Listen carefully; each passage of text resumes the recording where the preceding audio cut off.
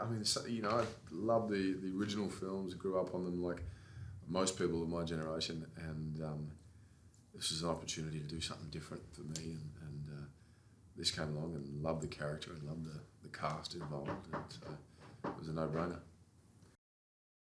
It's tough. It's more difficult, I think. I mean, these guys are pros at it. Have done it a million times before, but people like that, like in any section of this kind of work, is you just learn from people like that, and that's been this experience for me, kind of every day, kind of an eye opener into this side of acting and what comedy is, and having a very small taste of it, but having a hell of a lot of fun too.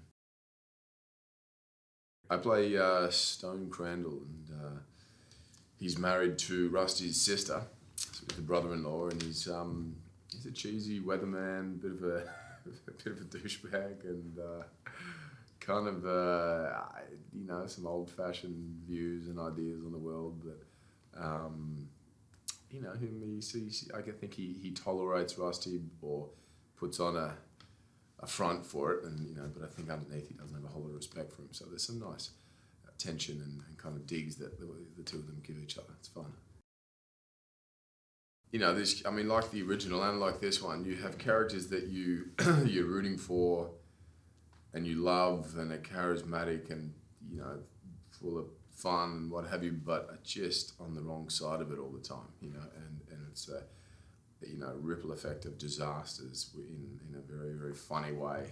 And I don't know, I think we like to see people climb out of the rubble and and survive it, and in any way, whether it's a superhero film or a comedy. And this is we want to see the Griswolds succeed and make it to the finish line, or get to Wally World, or wherever it is that they're going. Yeah, I think everyone's had probably an ounce of that experience.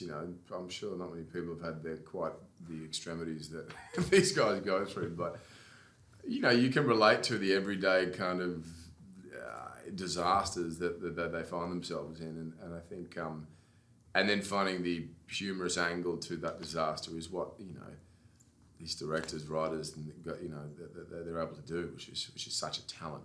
Is to find that funny moment in amongst that, and and they're sort of people that, or similar people to people you've grown up with. They're all just normal, nice people. And I think that's they're not outrageous characters. Everyone around them is the outrageous ones. So there's a nice contrast, I think, with they may seem the odd ones out, but they're the most normal in the world because of the whack jobs they're surrounded by.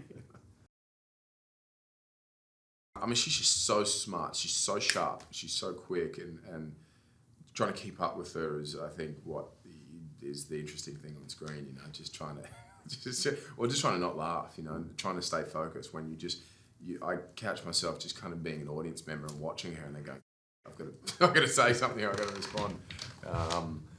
So she's brilliant. And then there's a nice undercurrent of sort of sadness between her and Rusty that probably wasn't there in the past, but for whatever reason that she's injected. But there's this great brother-sister adolescent kind of bickering that they've got going too, which is fun.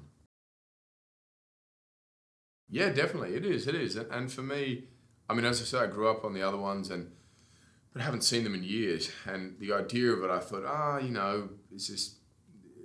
Do we want to see this? But reading the script, it didn't feel dated. It didn't feel even like a recreation. It felt like something entirely new.